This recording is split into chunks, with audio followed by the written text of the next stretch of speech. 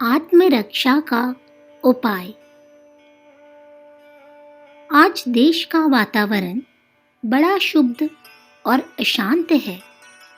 द्वितीय महायुद्ध के दिनों में भय और आशंका का वातावरण रहता था, पर चूंकि युद्ध क्षेत्र दूर था और इसलिए बहुत अधिक व्याकुलता नहीं थी और सामूहिक आक्रमण होने पर उससे बचने के सामूहिक उपायों का ढाढ़स था।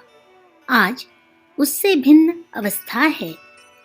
फूट डालो और लूट खाओ की साम्राज्यवादी नीति में सांप्रदायिक मतभेद इस देश में पैदा किए और विभिन्न तरीकों से उन्हें प्रोत्साहित किया। आज वह विष पेल बढ़ के चारों ओर छा गई है।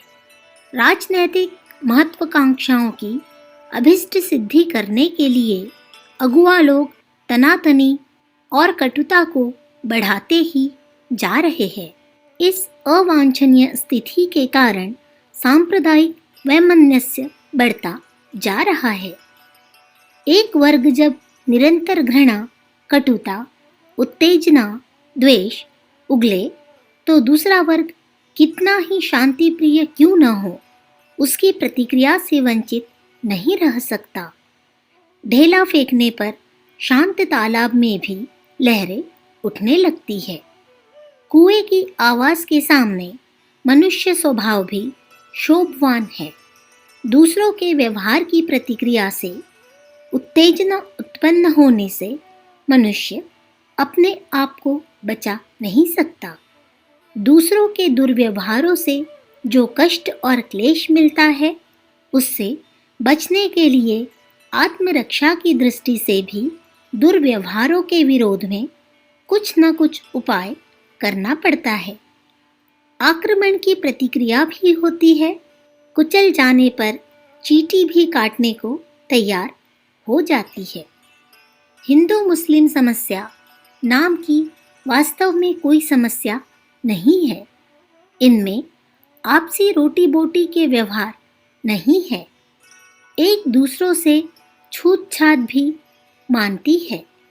हिंदू धर्म मान्यताएं प्रचलित है, फिर भी सब आपस में परस्पर प्रेम पूर्वक सदियों से साथ साथ रहते हुए चले आ रहे हैं। सैकड़ों जातियां, उपजातियां, संप्रदाय, मत मतांतर, भाषा, भेष आदि का होना कभी कलह या पृथकता का कारण नहीं बना।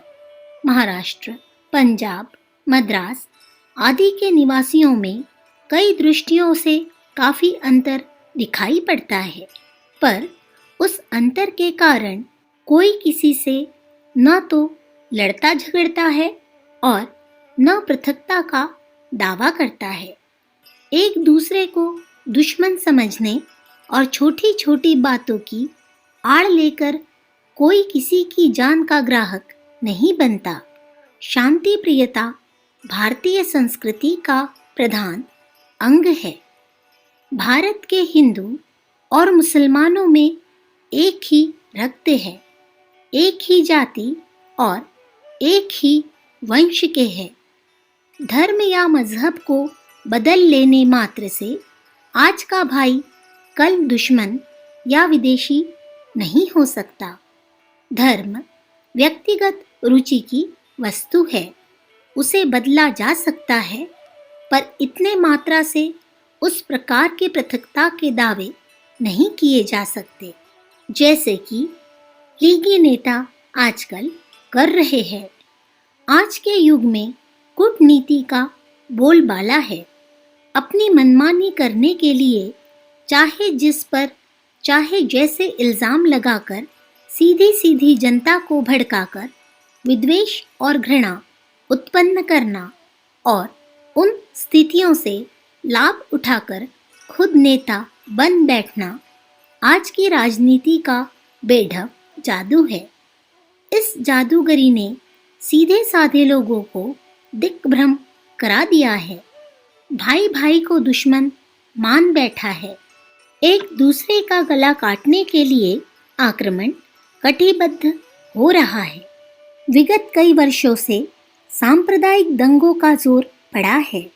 अभी हाल में अहमदाबाद, इलाहाबाद, कलकत्ता, बम्बई, ढाका आदि में जो दंगे हुए हैं, उसके रोमांचकारी वृत्तांतों को सुनकर कलेजा कांप उठता है। निर्दोष बालकों, वृद्धों, महिलाओं के साथ नृशंसता बरती गई। उसे देखकर तो यही कहना पड़ता है, मनुष्य जाति पशुता से अभी बहुत कम ऊपर उठ सकी है। जो लोग इस प्रकार की पशुता उभारते हैं, भड़काते हैं और उससे अपनी नेतागिरी को मजबूत बनाने जैसा नीच काम करते हैं, उनको किन शब्दों में क्या कहा जाए, यह समझ में नहीं आता। घृणा और द्वेष का निरंतर प्रचार और विस्तार करने वाले नेता चैन की छानते हैं और निर्दोष जनता को उसका घातक परिणाम भुगतना पड़ता है। कानून लड़ने वाले को तो पकड़ता है, पर लड़ाने वाले के विरुद्ध कुछ भी करने में अपने आप को असमर्थ पाता है। इस स्थिति को भारतीय जनता का दुर्भाग्य ही कह सकते हैं। भगवान इस बुद्धि से न जाने कब तक हमें पार करेंगे। आज इस दुर्बुद्धि के कारण चारों ओर अशांति, आशंका और भय का वातावरण छाया हुआ है। जिन नगरों में सांप्रदायिक विद्वेष वृद्धि पर है, वहाँ के शांति प्रिय लोगों को आकस्मिक विपत्ति की आशंका हर घड़ी बनी रहती है। मुस्लिम लीग सीधी कार्रवाई के नाम पर लोगों से क्या कराने जा रही है, इसका कुछ आभास तभी से लगने लगा है जब से लीगी नेता चंगेज खां को धमकी दे रहे हैं और अहिंसा पर अविश्वास प्रकट कर रहे हैं। वर्तमान राजनैतिक घटना चक्र के कारण सांप्रदायिक उपद्रवों की आशंका बहुत बढ़ गई है। जनता की जान माल को गुंडागिरी के आक्रमण से बचावे, यह सरकार का कर्तव्य है, पर साथ ही हमें स्वयं भी सतर्क, सावधान रहना चाहिए और आत्मरक्षा के लिए सभी शांतिमय साधनों से अपने आप को प्रस्तुत रखना चाहिए। थोड़े से संगठित बादशाह असंगठित विपुल जनसमूह को आतंकित कर देता है। अक्सर 10-5 गुंडे उपद्रव आरंभ करते हैं। उस उपद्रव को देखकर सब लोग भाग खड़े होते हैं। बाजार बंद हो जाते हैं और लोग अपने अपने घरों में भागकर छिप जाते हैं। इस भगदड़ का वे मुट्ठी भर बदमाश लाभ उठाते हैं और लूटमार, अग्निकांड, हत्या आदि के मनमाने उपद्रव निधड़क होकर करते हैं। उन्हें इस प्रकार का खुला अवसर देने का बहुत कुछ दोष इन भगदड़ करने वालों पर भी है। इस भगदड़ का कारण आपस में एक दूसरे के सहयोग पर अविश्वास होना है। एक निर्दोष व्यक्ति सताया जा रहा हो तो उसकी सहायता करने के बजाय चुप रहने या भागने का विचार बहुत ही अनैतिक है।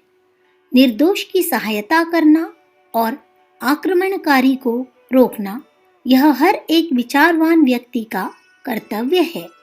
बिना इस कर्तव्य का पालन किए संगठित गुंडागिरी को नहीं रोका जा सकता। इसलिए हर जगह इस प्रकार के संगठन किए जाने चाहिए कि दूसरों की परवाह न करके केवल मात्र अपनी सुरक्षा की तरकीब सोचने की अपेक्षा सामूहिक सुरक्षा के लिए तत्पर रहेंगे। अपनी अपनी बात सोचने से कोई किसी की मदद को नहीं आता और सब पीटते हैं। सबके साथ साथ खुद भी बच जाते हैं। अकेलेपन में जितनी हानि की आशंका है, सामूहिकता में वह बहुत कम हो जाती है। प्रेम, सहयोग, सद्भाव, संगठन सदा ही अच्छे होते हैं, क्योंकि यह आध्यात्मिक गुण है। पर आजकल सांप्रदायिक अशांति के दिन में तो हम इन्हें पूरी तरह चरितार्थ करके अपनी जानमाल की बचत कर सकते हैं और सांप्रदायिक उपद्रवकारियों के आक्रमण से बच सकते हैं। सामूहिक चौकीदार, सामूहिक स्वयंसेवा, सामूहिक रक्षा के लिए सदा तत्परता से यह सामूहिकता का आध्यात्मिक कार्यक्रम शीघ्र से शीघ्र हमारे व्यवहारिक जीवन में प्रयुक्त होना चाहिए। आत्मरक्षा की शिक्षा, उसके उपयुक्त साधनों का संग्रह तो आवश्यक है ही, पर सबसे आवश्यक और सर्वप्रधान सामूहिक सहयोग की भावना है, उसे हमें बढ़ाना चाहिए।